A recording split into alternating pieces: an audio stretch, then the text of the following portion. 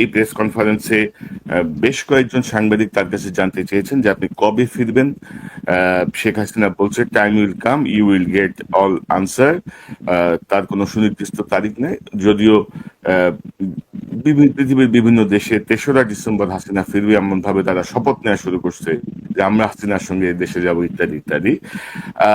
তার কাছে জানতে চাওয়া হয়েছিল যে সরকারের সঙ্গে তার কোনো কথা হয়েছে কিনা বিহাইন্ড দ্য সিন, অথবা তার যে দেশে ফিরে যাওয়া, তার যে সবকিছু নিয়ে। সে বলেছে যে এটা সরকারের বিষয় না, এটা আমার বিষয়।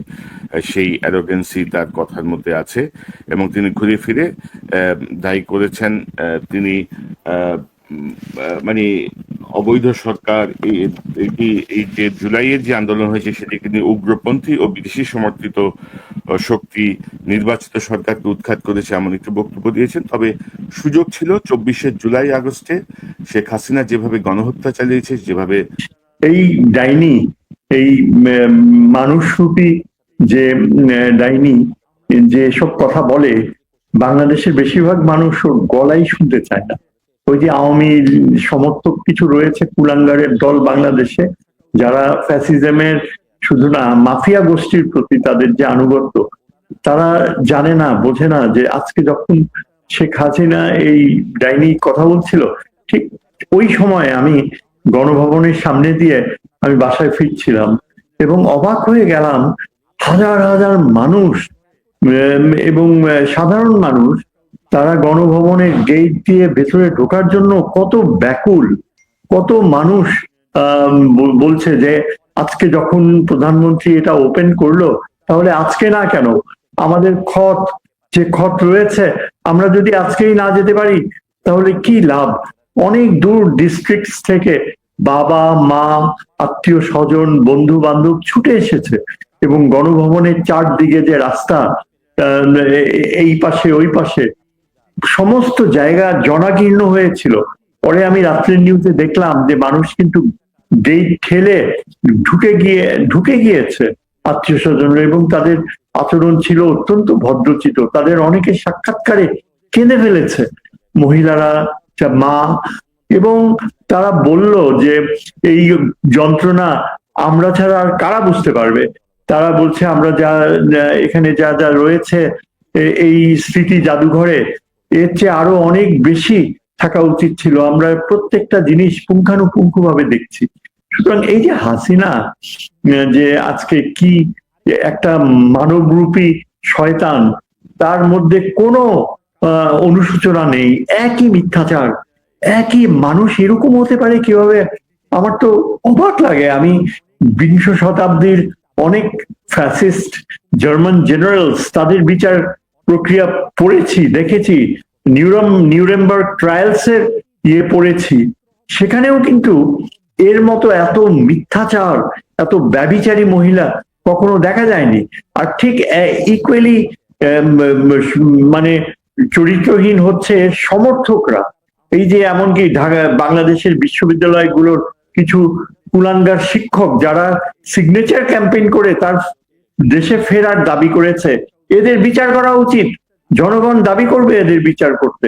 এবং ঢাকা বিশ্ববিদ্যালয় সহ বিভিন্ন যে আমাদের দেশে যে ছড়িয়ে রয়েছে যারা বিবেকবান মানুষ, তারা কখনো এটা ছেড়ে দেবে না। হাসিনা এখন আমাদের যে বর্তমান সরকার ক্ষমতায় রয়েছে, স্পষ্ট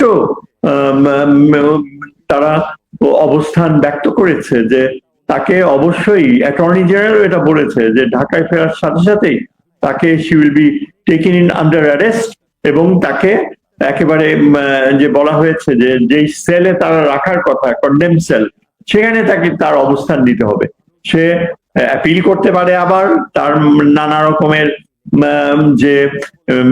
যে ফাঁক ফোকর রয়েছে আপনার বিচারের প্রক্রিয়ায়, সেগুলো সে ব্যবহার করতে পারবে। কিন্তু আমি আপনাকে একটা কথা নিশ্চিত ভাবে আশ্বাস দিচ্ছি যে বাংলাদেশে এই যে স্মৃতি জাদুঘরটা খুলে দেয়া হয়েছে, এটা কিন্তু অনেক স্মৃতি নিয়ে আসবে। এই জাদুঘরটা, গণভবনকে জাদুঘরে কনভার্ট করাটা বাংলাদেশের ইতিহাসের সর্বশ্রেষ্ঠ ডিসিশন আমি মনে করি। মানুষ যখন চিন্তা করে এবং দেখে কি হয়েছিল, একটা বিবেকবান মানুষের কাছে অশ্রু সংবরণ করা খুব কঠিন। এমনকি যারা ক্ষমতাধররা রয়েছে তারাও এখন উপলব্ধি করতে পারছে। তবে স্যার, আপনি যেটি বলছেন যে শেখ হাসিনার ফিরে আসা কিন্তু শেখ হাসিনার উপরে নির্ভর করবে না। শেখ হাসিনাকে প্রত্যার্পণ করা হবে, যেহেতু তিনি মানে ভারতে তিনি কোন লিগ্যাল স্ট্যাটাসে আছেন এটিও ভারতের সাংবাদিকদের প্রশ্ন। এবং ধরেন যে তিনি চাইলে তো ফিরে আসতে পারবেন না, বাংলাদেশ অলরেডি তাকে হস্তান্তর করার চিঠি পাঠিয়েছে, ভারত সরকার হস্তান্তর করবে। একজন আসামি হিসেবে, দণ্ডপ্রাপ্ত আসামি হিসেবে শেখ হাসিনাকে ভারতে যেয়ে পুলিশ গ্রেপ্তার করবে এবং তাকে নিয়ে আসবে। এমন না যে আমি 10টা প্লেন নিয়ে বাংলাদেশের উদ্দেশ্যে রওনা হলাম, আমি বেনাপোল দিয়ে বাংলাদেশে ঢুকে গেলাম, আমার সাথে কয়েকশো মানুষ, কয়েক হাজার মানুষ নিয়ে ঢুকলাম, মিছিল করলাম। নো, আমার মনে হয় না সেই সুযোগ তার সেখানে আছে। তো এই যে স্যার শেখ হাসিনা যে আসার কথা বলছে, কেন বলছে আপনি কি মনে করেন যে হঠাৎ করে? দেখেন, জি, পুরো বিষয়টাই কিন্তু একেবারে ফিকটিশিয়াস। মানে সে একটা নাটক উপস্থাপন করছে। প্রথমত লক্ষ লক্ষ টাকা ঢেলে দেওয়া হয়েছে, কোটি কোটি টাকা ঢেলে দেওয়া হয়েছে এই যে এখানকার শেখ হাসিনার ফিরে আসার প্রক্রিয়ার একটা ব্যাকড্রপ তৈরি করার জন্য। এই যে বাংলাদেশের কিছু অদ্ভুত তথাকথিত জার্নালিস্ট নামধারী দুর্বৃত্ত, যেমন তার মধ্যে প্রথম সারিতে রয়েছে এই নবনীতা চৌধুরী, যে অ্যাবসলিউটলি বোগাস, একদম একটা অশিক্ষিত মহিলার মতো সে বারবার শেখ হাসিনার ফিরে যাওয়ার যৌক্তিকতা তুলে ধরে।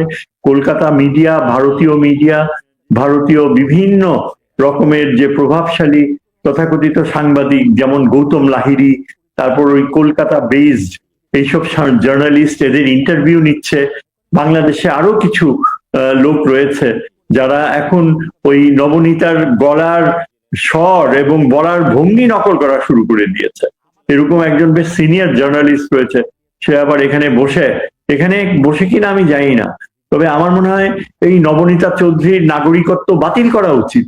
সে যে বাংলাদেশের কত বড় শত্রু, কত বড় পাপিষ্ঠ, সেটা বোঝা যায়। এবং এই কারণেই কিন্তু হাসিনা, এই যে আপনার যে ন্যারেটিভটা তৈরি করা হয়েছে, হাসিনা যে বলছে যেসব কথা, এবং তার সাথে ওই যে টফেল সহ বিভিন্ন আওয়ামী লীগের লোক যারা এই কলকাতায় অবস্থান করে বেশিরভাগ সময়, এবং তারা এখন আজকে এই যে একটা তথাকথিত সাউথ এশিয়া কি ওভারসিজ করেসপন্ডেন্ট অ্যাসোসিয়েশন দিল্লিতে, এখানে বলে, এটা আমার মনে হয় অ্যাবসলিউটলি বোগাস। এতে আরেকজন হচ্ছে ওই যে জিউইশ সমর্থক, কি যেন শোয়েব চৌধুরী বোধহয় তার নাম, হ্যাঁ, এই একজন বাংলাদেশি তথাকথিত ওই ইসরায়েলি সিটিজেন বোধহয় এই শোয়েব চৌধুরী। এই লোক Hasina sir propaganda master. Hasina, হ্যাঁ হ্যাঁ, আওয়ামী লীগ এবং হাসিনার চেয়ে সেরা কেউ নাই। কিন্তু স্যার, আমি একটা বিষয় জানতে চাই, ধরেন আপনি যেটি বলছিলেন যে ওই ইন্ডিয়ান কিছু থার্ড গ্রেডের জার্নালিস্ট নিয়ে দেখলাম ব্যাপক মাতামাতি চলছে, এক সুবীর ভৌমিক, তারপরে আরো কিছু আছে, নামও বলতে চাই না। এরা আপনার হচ্ছে এমন ভাবে, মানে মোর দেন হাসিনা ইনফরমেশন তাদের কাছে আছে, এমন একটা ভাবে কথা বলতেছে আর কি। এক্স্যাক্টলি, তারা সব জানে তারা কি হচ্ছে। তো ভারত স্যার হাসিনাকে কিভাবে ব্যবহার করছে আপনি কি মনে করেন? মানে বর্তমান ভারত তো অ্যাবসলিউটলি, মানে তার, দেখেন ভারতের যে ইমেজ, বিশ্বব্যাপী ইমেজ ছিল, এই বিজেপির এই মোদী সরকারের যে দুশ্চরিত্র রূপ, হিন্দুত্ববাদী রূপ, যেটা চরম মানে একটা ধর্মীয় উন্মাদনা ভিত্তিক রূপ প্রকাশ পেয়েছে বিশ্বব্যাপী।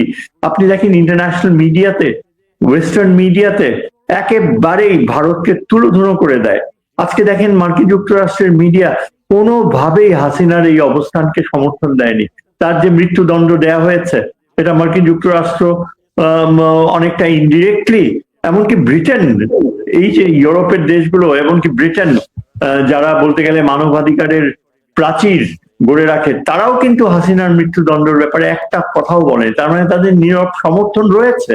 এবং এই যে তথাকথিত হাসিনা পুষ্ট কুলাঙ্গার একটা শোয়েব চৌধুরী, এই ইসরায়েলি সিটিজেন, এই ইসরায়েলকে সমর্থন রিকগনিশনের কথা মাঝে মাঝে প্রেসক্রাইব করে। এই লোকটা যে কি মিথ্যাচার ছড়াচ্ছে কল্পনা করা যায় না। বাংলাদেশের সরকার, বাংলাদেশের জনগণ একেবারে আয়রন ক্ল্যাড ইউনিটি, এবং এখানে কোনো ডাউট করার, কোনো প্রশ্রয় দেওয়ার কোনো সুযোগই নেই। আপনি দেখেন আমাদের আজকে মাঝে মাঝে কিছু অঘটন ঘটে, যেমন আজকে বিকাল বেলায় এই ছাত্র শিবিরের সাথে রাষ্ট্রপতির সামনে একটা অনুষ্ঠানে ছাত্র দল এর মধ্যে একটা সংঘাত শুরু হয়। এর কারণ ছিল যে যেই ভিডিও ক্লিপিংসটা দেখাচ্ছিল বিরাট অডিটোরিয়ামে চীন মৈত্রী, সেখানে কিছু ঐতিহাসিক তথ্য ভুল করা হয়েছে, এবং ন্যাচারালি এনপিসি যে ছাত্র সংগঠন যারা রাজনীতি করছে তারা প্রোটেস্ট করছে, এবং একটা আনপ্লেজেন্ট সিচুয়েশন হয়েছে। এবং যা ঘটার, কিছু ওয়েস্টার্ন ডিপ্লোম্যাটস ছিল, এমনকি ওই ভারতের ওই বৃদ্ধ অ্যাম্বাসেডর কি ত্রিবেদী নাকি নাম, সেও ওইখানে বসা ছিল। কোন বুদ্ধিতে যে সে আসছে আল্লাহ বলতে পারবে। তবে সেও দেখলাম ওরা হেঁটে বের হয়ে গেল। এরকম কিছু আনপ্লেজেন্ট একটু ঘটনা ঘটেছে আজকে, কেননা ইতিহাসের ঠিক প্রজেকশন হয়নি। এবং এই যে হাসিনা ব্যাপারে দেশে রক সলিড ইউনিটি, আজকে প্রত্যেকটা মন্ত্রী, তারিক জিয়া আজকে নিজে যেভাবে বলেছে, যেভাবে আপনার বিধ্বস্ত পরিবারগুলোকে কাছে এগিয়ে এসছে, এখানে হাসিনা কিভাবে কল্পনা করে তার প্রতি কোন রকমের অনুকম্পা, বা আওয়ামী লীগকে কোনোভাবে কোন রকমের অনুকম্পা দেখানো হওয়ার বাংলাদেশে তো কোনো প্রশ্নই ওঠে না। এবং এই যে আপনি দেখেন এই জার্নালিস্ট গুলো, সো কল্ড, এদের জার্নালিস্ট বলবো না, এরা হচ্ছে প্রোপাগ্যান্ডিস্ট, পিওর ইয়েলো জার্নালিজম। এই শোয়েব চৌধুরী বলেন, নবনীতা বলেন, তারপরে ঢাকা বেসড কিছু অদ্ভুত জিনিস, যেমন ওই যে কামাল কি জানি, মুস্তফা কামাল, এগুলো মানে একেবারে ফাটাবাসের মতো চিৎকার করে। কিন্তু এদের কোনো গ্রহণযোগ্যতাই নাই, এরা রাস্তায় বেরোতে পারবে না। যদি ঢাকা থেকে তো পালিয়েছে এরা, এবং এই পুরা জিনিসটাই কিন্তু যে ন্যারেটিভ এরা ছাড়ছে পুরা মিথ্যাচারে ভর্তি, সত্যের সাথে কোনো মিলও নাই। স্যার, আমি একটা প্রসঙ্গে যেতে চাই, যে ধরেন হাসিনার এই ডিসেম্বরে আসবো এই জাতীয় একটা ঘোষণার পরে আপনি জানেন যে মার্কিন বিশেষ দূত বাংলাদেশে এসেছেন। তিনি ভারতের রাষ্ট্রদূতের সাথে বৈঠক হয়েছে একটা। তারপর তার যে সবকিছু মিলিয়ে আওয়ামী লীগ কিন্তু ডুগডুগি বাজাচ্ছিল যে আমেরিকাও বোধহয় সমর্থন দিল, বোধহয় হাসিনার ফিরে আসার ব্যাপারে বিশেষ বার্তা বা সতর্কতার জন্যই হয়তো এই দূত এসেছেন। তো সবকিছু মিলিয়ে এই যে এটাকে আপনি একটু যদি একটু ব্যাখ্যা করেন, আপনি আন্তর্জাতিক সম্পর্কে যে আলোক, সে আলোকে যদি একটু বিশ্লেষণ করেন আমাদের দর্শকদের জন্য ভালো হয় বুঝতে। ধন্যবাদ। এটা ইম্পর্টেন্ট আপনার, স্পেশালি নর্থ আমেরিকান অডিয়েন্স বা ওয়েস্টার্ন অডিয়েন্স, আপনার এই প্রোগ্রামের মাধ্যমে এটা জানা উচিত। সার্গিও গৌর কিন্তু ঢাকায় এসে আমাদের যে পররাষ্ট্রমন্ত্রীর সাথে সাক্ষাৎ করেছেন, তারপরে তিনি বের হয়ে এসে সাংবাদিকদের প্রশ্নের উত্তরে, জাস্ট কয়েক মিনিট সময় ছিল, তিনি বললেন যে প্রধানমন্ত্রী তারেক জিয়াকে ওয়াশিংটনে is being treated with the highest regard, সর্বোচ্চ সম্মানের সাথে। এই কথা দিয়ে তিনি শুরু করেছেন। এর অর্থ কি দাঁড়ায়? এর অর্থ দাঁড়ায় এই যে ডক্টর খলিলের সাথে তার যে কনভারসেশন হয়েছে লেস দেন অ্যান আওয়ার, সেখানে পূর্ণ সৌহার্দ্য ছিল, এবং আগামীতে আমেরিকান ইনভেস্টমেন্ট নিয়ে তাদের প্রায় বেশিরভাগ আলাপচারিতা সময় তারা অতিবাহিত করেছে। আমাদের doctor Khalil, he had an agenda about future UN American investment, এবং আমাদের বাংলাদেশের যে চুক্তিগুলো ছিল সেটাকে আরো বেশি গ্রহণযোগ্য। আপনি দেখেন এই যে সার্গিও গৌর এটাও মিডিয়াকে বলল যে বাংলাদেশে ট্রাভেল স্ট্যাটাস 3 থেকে 2-এ নামিয়ে এসছে। তার মানে বাংলাদেশ এখন much more friendlier, safer place for Americans. তাছাড়া তারিক জিয়ার কথা শোনা যাচ্ছে যে উনি নাকি এখন মার্কিন যুক্তরাষ্ট্র সফরেও যাচ্ছেন, তাকে ইনভাইট করেছে প্রেসিডেন্ট ট্রাম্প। এবং এগুলো হচ্ছে আসল সত্যি কথা, কারণ এগুলো সার্জিও গোরের মুখ থেকে বের হয়েছে। এরপর আপনি আর কি বলতে পারেন? তারপর ডক্টর খলিল যেসব উত্তরগুলো দিয়েছে সেখানে কিছু কিছু না সূচক অবস্থান তিনি নিয়েছেন। কেন নিয়েছেন এজন্য যে ওই সাংবাদিকদের মধ্যে কিছু ছিল যারা তাকেই প্রভোগ করছিল, যে এই যে দেখা হয়েছে, তারপর আলোচনা হয়েছে হাসিনাকে নিয়ে, অ্যাবসলিউটলি মিথ্যা কথা। এবং আমি ডক্টর খলিলকে অনেক ভালোভাবে চিনি। তিনি একজন শুধু মেধাবী, পররাষ্ট্র মন্ত্রণালয়ে তার ব্যাচে প্রথম হওয়া ছাত্রই না, এই যে 22 বছর তিনি কাটিয়েছেন মার্কিন যুক্তরাষ্ট্রে, ইউনাইটেড নেশনসে, তার প্রচুর মানে নির্ভরশীল রয়েছে, বন্ধু রয়েছে আমেরিকান স্টেট ডিপার্টমেন্টে, আমেরিকান ইন্টেলিজেন্সে। এবং আপনি নিশ্চিতভাবে ধরে নিতে পারেন যে খলিল যখন জেনারেল অ্যাসেম্বলির প্রেসিডেন্ট হয়ে যাচ্ছে কয়েকদিন পরে, তিনি মার্কিন যুক্তরাষ্ট্রের স্টেট ডিপার্টমেন্ট, পেন্টাগন সবাইকে তার পক্ষে নিয়ে আসতে সক্ষম হবে। আপনি চিন্তা করেন, গতকালই আমেরিকান এই যে প্যাসিফিক কমান্ডার অ্যাডমিরাল ঢাকায় চলে আসছে, এবং ঢাকায় এসে তিনি উচ্ছ্বসিত প্রশংসা করেছে বাংলাদেশের আমাদের নৌবাহিনী প্রধান, যিনি একজন অত্যন্ত স্বনামধন্য মেরিটোরিয়াস একজন নৌবাহিনীর অফিসার, যার রেকর্ড দেখলেই আপনি বুঝতে পারবেন যে অল থ্রু ফার্স্ট। তার সাথে আমেরিকান প্যাসিফিক কমান্ডারের অত্যন্ত অকৃত্রিম মিটিং হয়েছে। তারপর আপনার আমাদের সামরিক বাহিনীর নেতৃত্ব। জি, আমরা স্যার যেটা হচ্ছে যে আমরা আসলে ভারতের যে দাসত্বের শৃঙ্খল হাসিনা আমাদের গলায় বসিয়ে দিয়েছিল, আমরা সেখান থেকে বের হয়ে আসতে হবে। এখন আমেরিকার সাথে আমাদের বন্ধুত্ব, পাকিস্তানের সাথে আমাদের বন্ধুত্ব, চীনের সাথে আমাদের বন্ধুত্ব, এই জায়গাগুলো আসলে আমরা বাংলাদেশের একটি স্বাধীন সার্বভৌম রাষ্ট্র হিসেবে আমাদের আসলে এখন কূটনৈতিকভাবে আমরা কতটুকু ব্যালেন্স করতে পারবো, সেই জায়গাটা হচ্ছে সবচেয়ে গুরুত্বপূর্ণ। এবং আপনি কি মনে করেন স্যার? জি, আমি আপনাকে নিশ্চিতভাবে বলতে পারি, যদিও এই যে কিছু এই যে ভারতীয়রা, তার জার্নালিস্টরা, ভারত সরকার ইচ্ছাকৃতভাবে আমাদের ফরেন পলিসির অর্জনগুলোকে ডাউনগ্রেড করছে, করছে, কিন্তু আমি বলতে পারি এটা হচ্ছে আমাদের বাংলাদেশের ফরেন পলিসির ক্ষেত্রে সবচেয়ে সেন্সিটিভ ইম্পর্টেন্ট একটা টার্নিং পয়েন্ট। আমরা ভারতের আজকেই কিন্তু পররাষ্ট্রমন্ত্রী, আমি স্ক্রলে দেখলাম টেলিভিশন সেট গুলায়, বলেছে যে বাংলাদেশ আর কখনো ভারতের ওই নিয়ন্ত্রণে কোনোদিন ফিরে যাবে না। এই যে ওই কথাগুলো উনি বলছেন, কতখানি কনফিডেন্স তার ভিতর রয়েছে, যে বলেছে যে কোনোদিন ভারতের ওই নিয়ন্ত্রণে আর ফিরে যাবে না। এর অর্থ কি?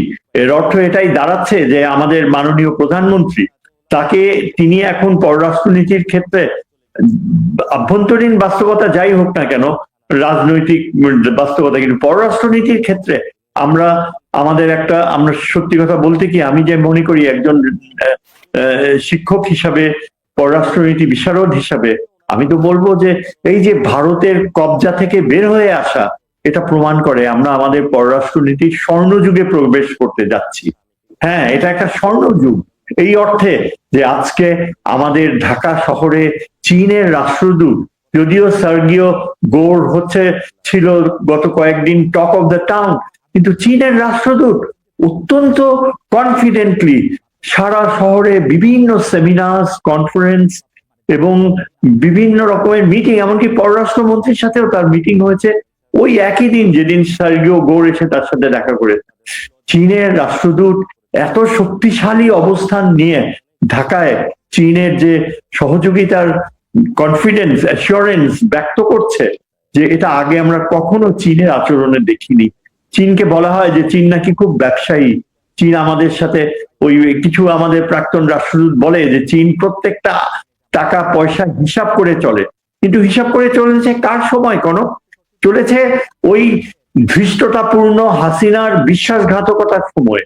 তখন ওই ফরেন অ্যাম্বাসেডর রহমান সোমান তার গ্রুপ নিয়ে, ওই মুন্সি ফয়েজকে নিয়ে যখন চীনের রাষ্ট্রদূতের সাথে বোঝাপড়া করতে গেছে, চীনের রাষ্ট্রদূত তাকে একেবারে ব্যবসায়িক পথ দেখিয়ে দিয়েছে, সেটা হাসিনার সময়। কিন্তু আজকে চীনের রাষ্ট্রদূতের মুখের ভাষা একদম পরিবর্তিত। আজকে বাংলাদেশের জেনুইন ফ্রেন্ড হিসাবে যে কোনো সাহায্যের জন্য এগিয়ে আসার প্রতিজ্ঞা। আমি তো শুনেছি তিনি এটাও ফরেন মিনিস্টারকে ব্যক্ত করেছে যে যদি কোনো অসুবিধা হয় রোহিঙ্গাদের ভবিষ্যৎ যে ব্যয় বহন করার ব্যাপারে আমেরিকা যদি কোনো আপত্তি তুলে, তাহলে সেই সমস্ত ব্যয় চীন বহন করবে। চিন্তা করেন, তার মানে আমাদের ডক্টর খলিল, এই যে আমেরিকার সাথে আমাদের যে সম্পর্ক, যেটা আমরা বাস্তবে দেখতে পাচ্ছি যে সার্গিও গোর যে যে অত্যন্ত শক্তিশালী গ্রহণযোগ্যতা দিয়েছে আমাদের প্রধানমন্ত্রীকে, তারপর চীন যেভাবে কনফিডেন্টলি চাইনিজ অ্যাম্বাসেডর ঢাকায় তার যে চীনের প্রজেক্টস গুলো নিয়ে আলোচনা করছে, বিসে গিয়েছে, বিআইএসএস এ এবং অন্যান্য জায়গায় যে তিনি সরাসরি বলছে, এটা কি ইন্ডিকেট করে? তো আসলে স্যার এখন আমাদের এই যে ভারতের সঙ্গে এত ইয়ে হওয়ার কিছু নাই।